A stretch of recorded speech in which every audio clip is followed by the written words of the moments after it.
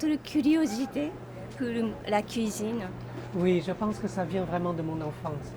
Vous savez, il y a la cuisine à la maison et c'est un lieu qui n'est pas très beau, qui est un peu sale, qui est souvent mouillé. On cuisine, comment dire, accroupi au sol, vous voyez, avec le feu et les braises. Cet endroit-là, c'est tout noir, c'est graisseux, c'est pas très beau. Et puis, au sol, comme on lave tout ça, donc c'est toujours mouillé et ça attrape des lumières, des choses comme ça.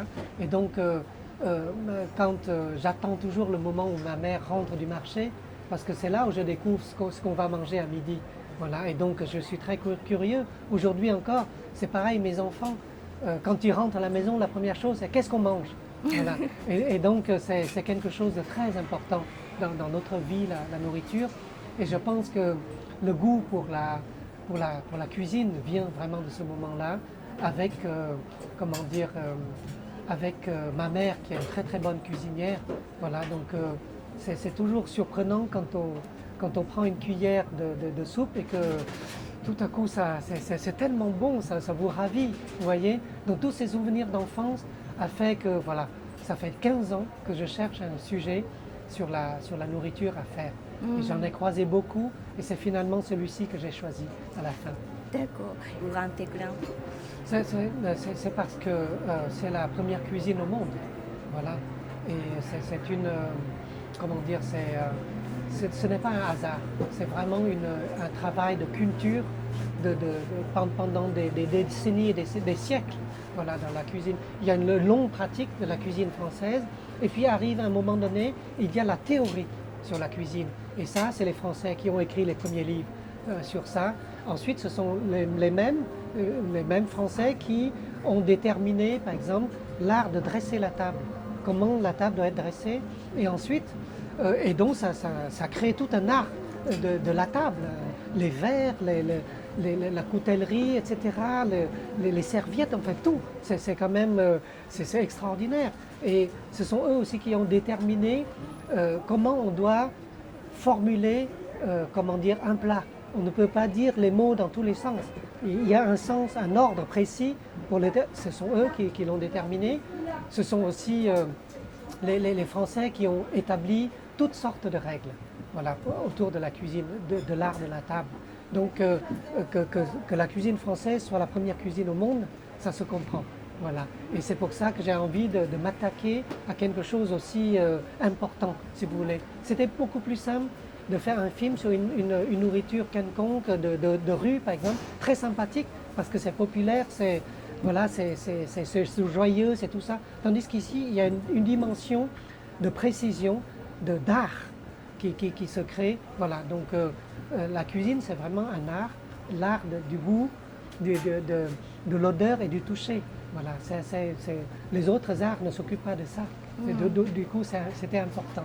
C'est vraiment un film finalement sur l'activité artistique. Et avec lui? C'était très agréable. D'abord, c'est un homme merveilleux en tant qu'être humain. Voilà. Et c'est quelqu'un qui a une philosophie de la vie que j'adore.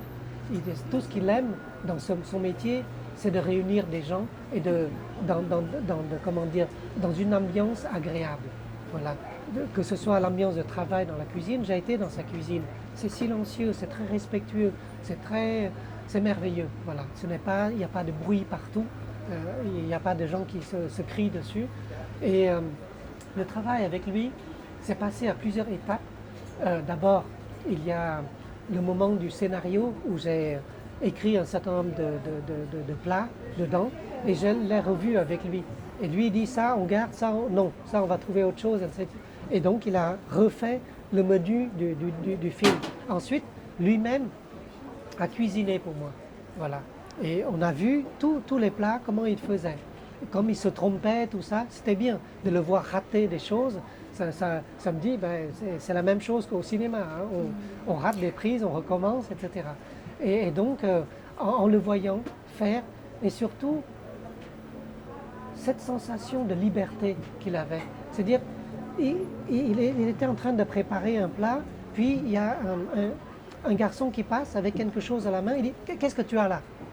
Montre-moi. Il dit, ah, j'ai ça. Ah, donne-le-moi. J'ai pas prévu, mais c'est bien.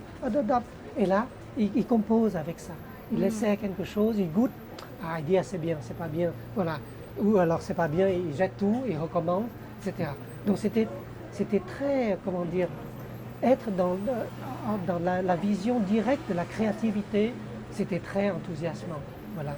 Et ensuite, pour le plateau, c'est quelqu'un d'autre.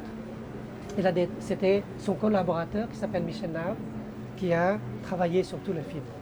Voilà. D'accord. L'acteur, Oh, c'est une chance, il faut dire c'est une chance. Juliette pensait vraiment que Benoît n'allait pas accepter le film à cause de l'histoire qu'ils avaient avant, entre eux, voilà, l'histoire intime.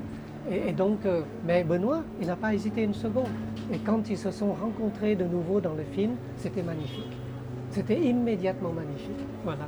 Et il y a des moments où Benoît, il a raté une réplique avec Juliette, et il vient vers moi en souriant, il me dit « J'étais perdu dans ses yeux, donc c'est normal que, tu comprends, j'étais perdu dans ses yeux. » Voilà. Donc c'était magnifique. Et elle, c'est pareil. Elle a embrassé dans des scènes où c'était pas prévu. Elle y va, elle l'embrasse, et lui, il est tout paniqué après. Quand j'ai dit couper, il vient vers moi et il dit « Mais c'était prévu, ou tu lui as demandé de m'embrasser ?» Je dis « Non, non, non, j'ai rien demandé du tout. Vous êtes libre. » d'accord. Vous avez Oui, déjà bien un peu sûr. conscience? Bien sûr, je suis sensible à la question féministe. Et ce qui est important quand on fait un film, c'est de ne pas faire d'erreur. Vous voyez? C'est de donner la bonne mesure de cette sensation féministe dans le personnage à cette époque-là. Si on en fait trop, ça fait faux. Ça fait les idées d'aujourd'hui appliquées à cette période-là. Il y a toujours eu des femmes très, très modernes à toutes les époques qui se sont battues pour leur statut, voilà, qui sont acceptées, méprisées, elles sont insultées, etc. Ici, comme on est dans la cuisine, je veux dire, les femmes sont venues très vite aussi à la cuisine. Évidemment, le monde des chefs, c'est souvent des hommes, mais il y en a de plus en plus aujourd'hui. Mais à cette époque aussi, la cuisine bourgeoise employait aussi des femmes pour faire la cuisine. Et donc ça existait, ce n'est pas faux, si vous voulez, historiquement. Et puis le message, comment dire, féministe, ici, je pense, c'est assez juste. Voilà, ce n'est pas trop, vous voyez. D'accord.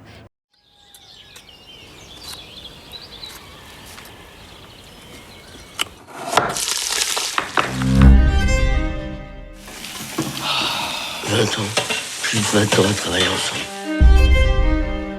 Il faut sortir le carré de veau. Oui. Je lisais une recette et il faisait des merveilles sur le feu. Tiens, goûte.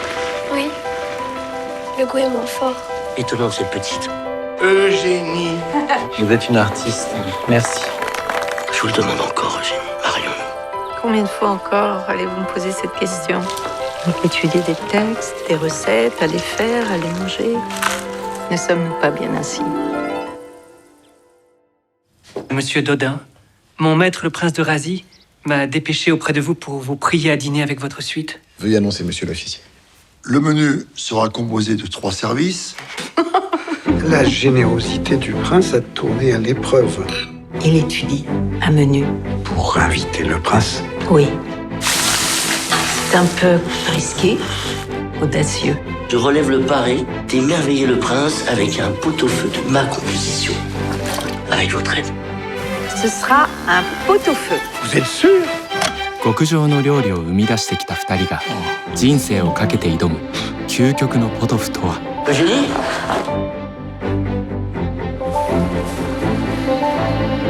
ポトフ美食家と料理人